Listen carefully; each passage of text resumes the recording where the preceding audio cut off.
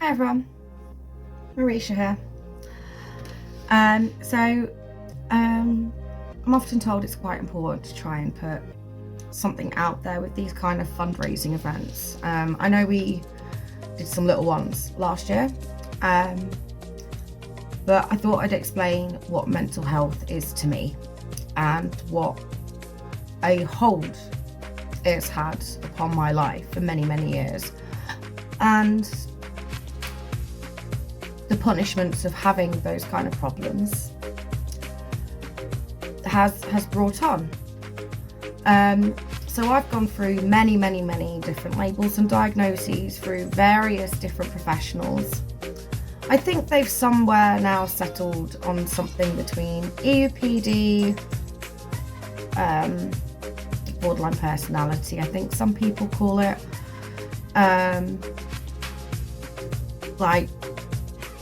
complex post-traumatic stress disorder, anxiety, I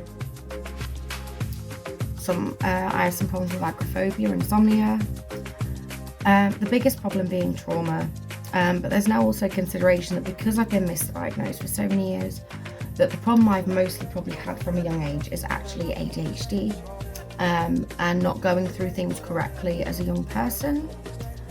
I went through some very severe child abuse as a young child, up until my early teens. I very much struggled to go from that to what was essentially a sense of normality as far as a home life was concerned, and it sent me into a very bad spiral. I will not say that everything is my mental health. I think some of it was, I'd obviously gone many years of having an ability to behave, so to speak, if that would be the right phrasing. So I know that some of it became my own ability to allow myself to become reckless, I think. But I do know a lot of it came from a need to forget, a need to belong, a need to feel supported, a need to be loved, a need to be needed, because of a lifetime of none of that being really there in my at-home scenario. And also there were things I didn't get to experience correctly that led to a lot of instability in my mental health. It's not just my mental health that had an effect. I went through a good few years with substance problems, including legal highs or spice, as some people would know it as. With cannabis, I also tried party drugs when I was a teenager, which led to me being very alienated from the people that could have really supported me, i.e. my family. Although I think that there was a lot misunderstood about me that made it very difficult for me to be supported at home in that sense. Something flipped to me by the time I sort of left home and was experiencing relationships. I had multiple breakdowns, a seizure condition became induced in me through a traumatic experience with my first real partner, and it continued to spiral from there.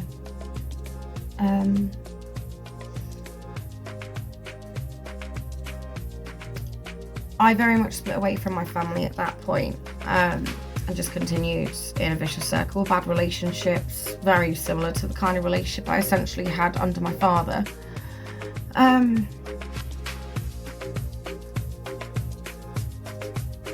I thought for the longest time I was okay. I really did. I thought I was doing absolutely fine, that I was coping, that I dealt with things well enough. I was very reluctant to accept that man had managed to do things to my brain.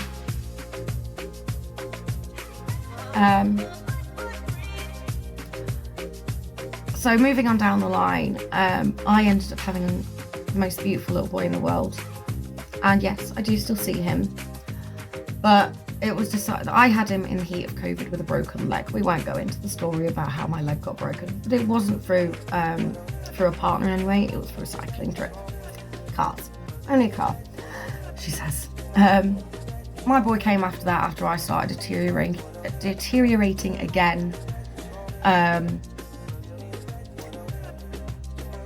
And obviously in the heat of COVID and the place that I was having to stay in when COVID kicked in, a few things were then brought to social services. Main being my mental health and obviously my previous substance problems and my problems with suicide attempts from my teenagers. Now, I'd not had a direct breakdown for a good couple of years at this point. And I'd mostly been alone for the last year at this point, up until my son's father. And I just became very, very alienated. I was in an area I didn't know, and I was not, my brain wasn't where it was meant to be. It's all a very, very foggy period of my life, which makes me sad.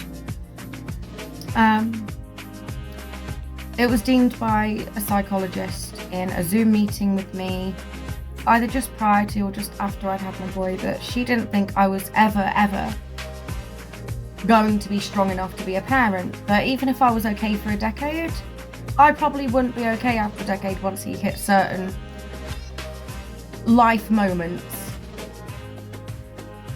I still to this day do not think that assessment was fair or correct. I knew for the very longest of times that my children would be everything for me, because that's everything I wasn't for my parents, really, in most of the situation. I lived a life without my family, yearning for family, going through bad relationships because I desired just being loved so badly in a safer way, and it just wasn't happening. But the one thing I was always very, very confident on was my ability to parent goodly, lovingly, correctly, as much as somebody can. My boy is now with my mother. Our time together gets more and more far apart because of just the circumstances of the world. I don't find that fair to him. Or because of diagnosis that I wasn't supported with correctly for years. I think, despite my boys having to stay far away from me, and we see each other far and few between, my goal, not just for him but for me, is to thrive despite my mental health, to prove people wrong if I must, but to thrive for us. And I think in so many ways I'm doing that every single day. I wake up sad. I'm not whole because they're not at home with me, but I am happier. I think I'm as happy as somebody can be in the normal day-to-day and the situation I'm in. I think I've got really, really good people around me for the first time in my life. I think I've got good friends. I've got my own little family building. I've reconnected with some family. Some is quite an extensive over-exaggeration. I think I've got to know another little person in my family, and I've got reconnected with somebody in my family. And it's nice to know people again. It's nice to be able to go outside. It's nice that I kind of try and run a swim group, that I help my friend out some days. I like the person I am right now. I like the person that's going to be. I like the potential and the possibilities this person has. I like the strength that they have. And I'm proud that that's who I am right now. I'm proud that despite the biggest, most heartbreaking thing that could occur to me in my life is occurring, each and every day that I'm somehow still here surviving, not wanting to go away, wanting to fight and push forward and see what I can make the future become. And that's what I want a lot of people to remember today and every day. Life sucks sometimes. Life is hard. There are challenges and obstacles. There are some of the most heartbreaking, pain-evoking, crushing things that can occur to us in life. The world is not perfect, but we are all strong if we try to be, if we hold on for another day and we hold on for the next day and we try and find a new positive outlook on things, life can get better. Life can definitely get better. I'd like to say that I'm someone who thinks I'm evidence of that, because despite what the person I'm separated from and the years of loneliness and falling down and breaking, I'm not so broken anymore, and I'm coping. I'm more than coping, I'm living, and I think that's all I could ask to be doing. So here's to everybody with our kind of problems. Here's to everybody that supports us or tries to. Here's to all of you that struggled to smile today, and here's to every one of you that managed to smile today. Well done for getting out there today. Well done for facing a phone call. Well done for getting out of bed. Well done for going and making something to eat because you've forgotten for 5 days. Well done for getting through that anxiety attack. Well done for being you. Well done for being unique and strong in your own ways. Well done for holding on another day. People like mine do something that matters. They support the very most broken of us, where nobody else can or feels they know how to. And yes, they're gonna get it wrong sometimes. Sometimes that phone call and hearing those same sentences doesn't fully help you. But knowing you can make that phone call to somebody and they'll at least listen is everything some days. There are several organisations, not just in the UK but also around the world, that help and aid with people in their mental well-being and the problems they suffer with, the loneliness they suffer with, the isolation, the judgment that they suffer with every single day. And they try their hardest to make accessible services for people with those problems.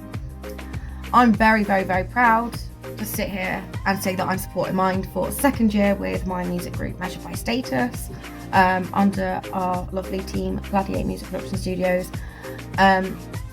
We intend to obviously try and get some in-person things set up this month. If you're interested in supporting us with that, we would love you to help. If you're somebody who just wants to donate, that's awesome, and thank you so much for your donation and your support. You can find the links on the official fundraising page, or also give directly via the link buttons that will be on our live streams, such as on TikTok. You can find our profiles and things, and you'll be able to catch the live stream links being posted every day that they go up. So don't forget to go give us a follow on all our pages and all of our social media profiles. Don't forget, don't miss out on the notifications. We'd also love anybody in the Lancaster, Morecambe area to come join us at the end of the month for a fun dip swim, where we want everyone to dress up as vibrantly or in as much costume as sillily as possible. And if you are a musician, someone who wants to get involved with our discussions online, we'd love you to reach out and come join us on some of our live streams for our chats and discussions. We're also hoping to host some Microsoft Team sort of inspirational idea swapping, where we'd like to bring a few people in so they can share some of their coping mechanisms with each other, some of their stories with each other if they feel comfortable enough with it, and help one another in small groups to engage in good coping mechanisms and try new things that might aid them in their everyday problems, like with their anxiety and stuff. We're really excited to be doing this again. It's very, very meaningful for me. It's very, very meaningful for our team. We all came together through mental health problems. And I just want to say thank you to everybody who supports us through July with this. I want to say thank you to my team, thank you to my friends, and any support that you give us through this month. And don't forget to share, donate, and join in, guys. Thank you.